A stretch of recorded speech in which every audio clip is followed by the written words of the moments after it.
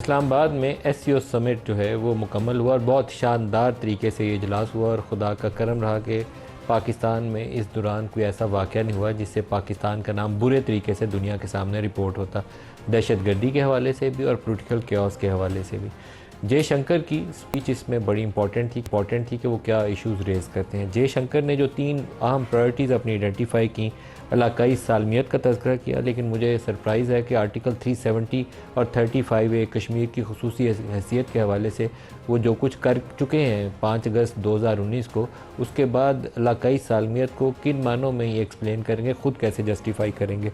दहशतगर्दी का उन्होंने तज़किरा किया तो स्टेट स्पॉन्सर्ड टेररिज्म जो इस वक्त कैनेडा ऑफिशियली 6 इंडियन सफारतकारों को चार्जशीट कर रहा है एक सिख रहनुमा के कत्ल में, अमेरिका में उसी तरह का एक चार्ज इनके ऊपर मौजूद है और 20 पाकिस्तान की सरजमीन के ऊपर जो इंडियन स्टेट स्पॉन्सर टेररिज्म के नतीजे में लोगों को कत्ल किया गया, उसके सामने इस दहशतगर्दी की वजाहत क्या देंगे। और लास्टली अलहदगी पसंदी का उन्होंने तज़किरा किया तो कश्मीर की खुसूसी हैसियत, इसके अलावा जो इंडियन बाज़ स्टेट्स हैं, असम है, मणिपुर है, नागालैंड है, यहाँ पर जो तहरीकें चल रही हैं उनको ये कैसे डील करना पसंद करेंगे। तो उनकी ओवरऑल बॉडी लैंग्वेज मैं कहूँगा कि ठीक थी। उन्होंने प्राइम मिनिस्टर से जो मुसाफा किया, बाद में उनकी एक वीडियो क्लिप हमारे सामने आई जहाँ हमारे वज़ीर ख़ारजा और डिप्टी प्राइम मिनिस्टर इसहाक डार उनके साथ गुफ्तगू कर रहे हैं, जिसको बाद रिपोर्टर्स ने कहा कि वो जो सकाफ़ती कल्चरल एक्सचेंजेस का जिक्र हुआ है एससीओ समिट के अंदर, तो उसी के पैराए के अंदर दोनों मुल्कों के दरमियान में क्रिकेट रिलेशंस की भी बात हुई। कॉन्फिडेंस बिल्डिंग मेजर्स हैं, इसमें कोई मज़ाक़ा नहीं है। पाकिस्तानी फॉरेन मिनिस्टर ने आज से कुछ अर्सा पहले इंडिया के साथ ट्रेड रिज्यूम करने का, ट्रेड को बहाल करने का, दो तरफ़ा तिजारत को बहाल करने का तज़किरा किया था, जिसका इंडिया की तरफ से कोई फॉर्मली जेस्चर उसके जवाब में नहीं आया। तो ये चीज़ें मुमकिन तौर पर एक कॉन्फिडेंस बिल्डिंग मेजर्स के तौर पर आगे ली जा सकती हैं, लेकिन ओवरऑल हम कह सकते हैं कि पाकिस्तानी सरजमीन के ऊपर एक शानदार और कामयाब कॉन्फ्रेंस जो है वो पाया तकमील तक पहुँची है। लेकिन जैसे जैसे ये कॉन्फ्रेंस के मामलात आगे चल रहे थे, उससे 100 गुना रफ्तार के साथ, उससे 100 गुना तेज़ रफ्तारी के साथ जो आइनी तरमीम का काम है वो भी बहुत तेज़ी के साथ जारी हो सारी है। इस वक्त जब ये हम प्रोग्राम कर रहे हैं तो जाती उम्रा लाहौर में नवाज़ शरीफ के साथ शहबाज शरीफ, आसिफ अली ज़रदारी और मौलाना फजलुर रहमान की मुलाकात होनी है, जिसमें यह तय पाना है कि कल जो कौमी असम्बली और सैनेट के इजलास बुलाए गए हैं उसके अंदर क्या करना है। कल ही ठप्पा लगवाना है इन तरमीम के ऊपर। अगर हुकूमत पाकिस्तान तहरीक इंसाफ से जो मतलूबा लोटे हैं वो हासिल करने में कामयाब हो सकती है। मैं इनको लोटे इसलिए कहता हूँ कि ये 2-3 तरीक़ों से इनको हासिल किया जा रहा है, तो ये खुशाइन आइनी तरमीम नहीं करार दी जा सकती। दूसरा एक जो तरीक़ाकार अपनाया जा रहा है आइनी अदालत बनाने के लिए, वो बहुत कंट्रोवर्शियल है। हम पाकिस्तान का जो अभी तक वेल इस्टेब्लिश्ड जुडिशल सिस्टम है उसके ऊपर एक सुप्रा कोर्ट क्रिएट करने जा रहे हैं, जिसको मौजूदा सुप्रीम कोर्ट उसके सामने एक सब ऑर्डिनेट कोर्ट बन जाएगी। तो बहुत ही मुनासिब होता है कि इस तजवीज़ को पहले नेशनल असम्बली और सैनेट की वेबसाइट के ऊपर जारी करके वकला तंजीमों, मीडिया और सिविल सोसाइटी से उसके ऊपर 2-3 माह पहले आराम तलब की जाती। जो स्टैंडिंग कमेटीज़ हैं उसके ऊपर इसको डिबेट किया जाता, मुख्तलिफ पोलिटिकल पार्टीज़ इसके ऊपर अपना पॉइंट ऑफ व्यू देती और उसके बाद इस गौर व खौस को आगे बढ़ाया जाता। उसके बगैर करेंगे अगर रात के अंधेरे में, जैसे 12 बजे रात को इस तरमीम करने की एक पहले कोशिश नाकाम हुई थी, अगर वही वाला तरीक़ाकार है तो इसका अंजाम जो मर्ज़ी हो, ये नतीजा इसका मुतनाज़ा और कंट्रोवर्शियल ही रहेगा। खुश उसलूबी से आगे बढ़ना इसका बहुत ही मुश्किल होगा, पसंदीदा अमल नहीं होगा। जो भी होगा केओस की तरफ, अफरा तफरी की तरफ ले जाएगा। पाकिस्तान तहरीक इंसाफ जिसको ये ख़दशा है कि उसके अरकान को लोटा बनाया जाएगा, अभी हमारे रिपोर्टर हैं टिका सानी, उन्होंने उमर अयूब से बात करके ख़बर दी है कि सवाए सीनियर जो पार्टी लीडरशिप है उसके अलावा बाकी तमाम उनके MNAs और सैनेटर्स जो इस वक्त छुपे हुए हैं इस खौफ के साथ कि उनको उठा लिया जाएगा या उनको ख़रीद लिया जाएगा, तो वो उन लोगों को सबको हदायत की गई है कोई इजलास में पार्टी क़यादत की हदायत के बगैर शरीक नहीं होंगे। JUI इसकी बहुत अहमियत है। 8 उसके पास कौमी असम्बली के वोट हैं और 5 उसके पास सैनेट के वोट हैं। मौलाना फजलुर रहमान जो पहले एक पब्लिक पोजीशन इख्तियार कर चुके हैं, जिसमें वो काजी फायजी साहब को 3 साल इजाफी देने की मुखालफत कर चुके हैं, वो आइनी अदालत के ऊपर अपने तहफ़्फ़ुज़ात का इजहार कर चुके हैं, बल्कि किसी भी किस्म की एक्सटेंशन को वो कह चुके हैं कि वो उसकी मुखालफत करेंगे। इन तमाम चीज़ों को जो वो एक पब्लिक पोजीशन मौलाना फजलुर रहमान रिपीटेडली ले चुके हैं, क्या उन सारी चीज़ों को बालाए ताक रखते हुए नवाज़ शरीफ और आसिफ अली ज़रदारी की जफ्फी के नतीजे में मान जाएंगे? ये उनका असूली मौक़िफ़ पीछे हट जाएगा? ये मुझे मालूम नहीं है। अभी प्रोग्राम में अपने शुरा से इसी के ऊपर आज हम बात करेंगे। स्टूडियोज़ में हमारे साथ हैं रियासत अली आज़ाद साहब, सदर हैं इस्लामाबाद हाई कोर्ट बार से, नईम पंजोथा साहब पाकिस्तान तहरीक इंसाफ से, और मोहसिन शाहनवाज रांझा साहब PMLN से हमारे साथ हैं। सबको खुशामदीद कहूँगा। रियासत साहब, सबसे पहले प्रोग्राम के आगाज़ में आपने तज़किरा किया कि आपकी मुलाकात हुई है या आपकी गुफ्तगू हुई है सेनेटर कामरान मुर्तज़ा से। तो हमें पहले तो ये ब्रेकिंग न्यूज़ यही दें कि JUI वाले आईनी अदालत के हक़ में वोट करेंगे कल या नहीं करेंगे? बिस्मिल्लाहिर्रहमानिर्रहीम। मैं नदीम भाई इस पे तो ये बड़ी कैटेगरिकली ये मैं अर्ज़ कर दूं कि आईनी कोर्ट तो किसी सूरत में भी नहीं होगी और ना ही मौलाना फजलुर रहमान साहब इसको सपोर्ट करेंगे।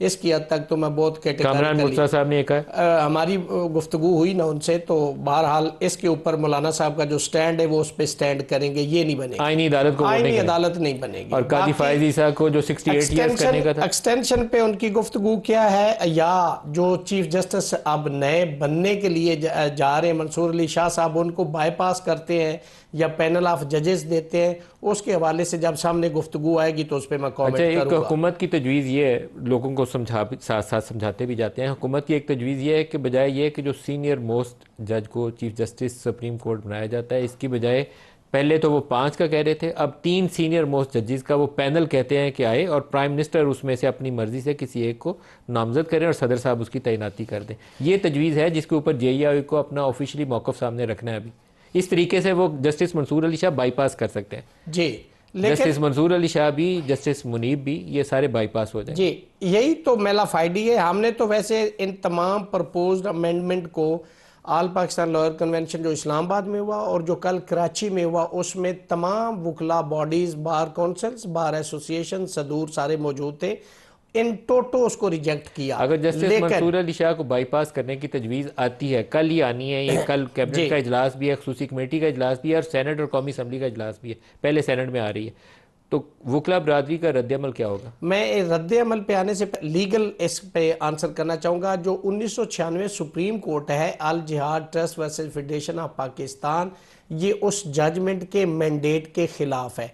दूसरी बात मैं अर्ज करता हूँ ना, जो आर्टिकल 175 सब आर्टिकल 1 और 3 है, ये उसके खिलाफ है। जुडिशल स्ट्रक्चर के आप और जो ट्राइकॉटमी उसके खिलाफ है। ये जो अमेंडमेंट जो अलेज की जा रही है, अगर ऐसा होता है तो कल आपने सुना होगा, हामिद खान साहब को भी सुना, बाकी वकला रहनुमा ने भी वहाँ गुफ्तगू की थी कि हमारी लाशों पे से गुजर के जाना होगा, और अगर ऐसा हो जाता है तो हम वकला तहरीक भी चलाएंगे। अगर इस मुल्क की तारीख के अंदर LFO वापस जा सकता है, आपकी लाशों से गुजरने के लिए जरूरी है कि फिर आप कल सुप्रीम कोर्ट और पार्लियामेंट हाउस के सामने खड़े हुए नजर आए, तब आपकी लाशों से गुजरा जा सकेगा। देखिए, लाशों का मतलब ये तो नहीं कि बिल्कुल लाशें गिरा दें, मतलब है कुर्बानी नहीं देनी आप। देखिए, हमारा हमने तो पहले भी कुर्बानियां दी इस मुल्क के अंदर। जब मुशर्रफ ने मार्शल लॉ लगाया था तो वकला 17 शाह साहब की वाली के लिए मैं भी बहुत खड़ा हुआ में, लेकिन अब मुझे अफसोस हुआ जो कुछ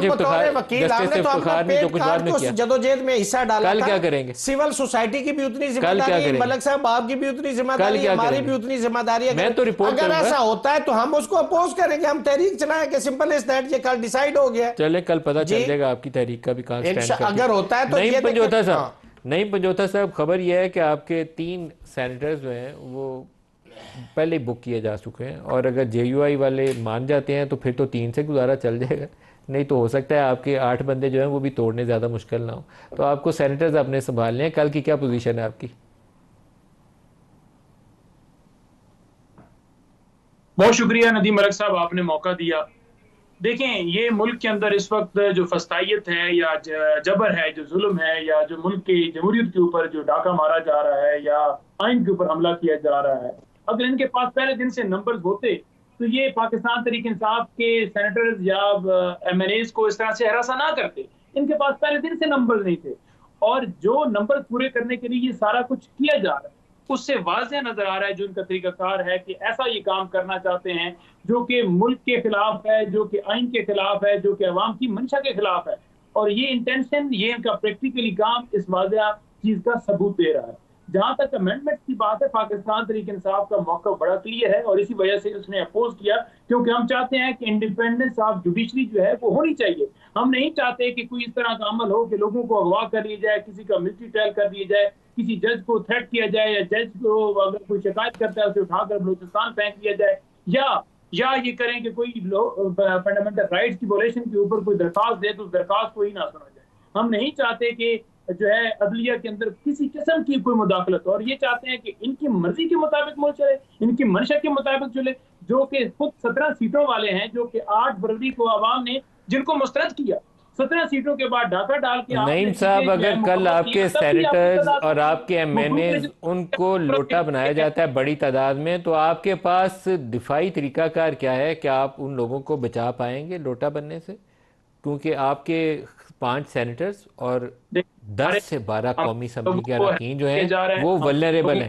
आप लोग ऑफिशियली कहते हैं 2-3 है, लेकिन एक्चुअली आपसे 10 या 12 आपके एमएनएज वल्नरेबल हैं। क्या आप उनको बचा पाएंगे इस लोटा क्रेसी से? मैं वही गुजारिश कर रहा हूं कि हम बचाने के लिए हमने उनको जो है वो बिल्कुल जितना हो सका उनको जो है वो महफूज करने के लिए हमने पूरी कोशिश की और कर रहे हैं। जहां तक ये बात है कि ये जबर के ऊपर कराना चाहते हैं, हमारे पास 2 ही रास्ते थे कि हम लीगल रास्ते इख्तियार करें, और दूसरा हमारे पास ये रास्ता था कि हम एहतजाज करें, पॉलिटिकली रास्ते इख्तियार करें। दोनों हमने किए हुए हैं और मजीद भी हम करेंगे, हम मजीद भी आवाज उठाएंगे, जो कि हमारा हक है, क्योंकि आईने पाकिस्तान हमें देता है। क्या कल आपने डी चौक में एहतजाज करना है? यस सर नो, बड़ा क्लियर मुझे जवाब दें, क्योंकि इस पर मुतजाद खबरें आपकी पार्टी से आ रही हैं। कल पाकिस्तान तहरीक इंसाफ ने इन आईनी तरमीम के हवाले से डी चौक में एहतजाज की कॉल दी है या नहीं दी है? वाज़ेह जवाब।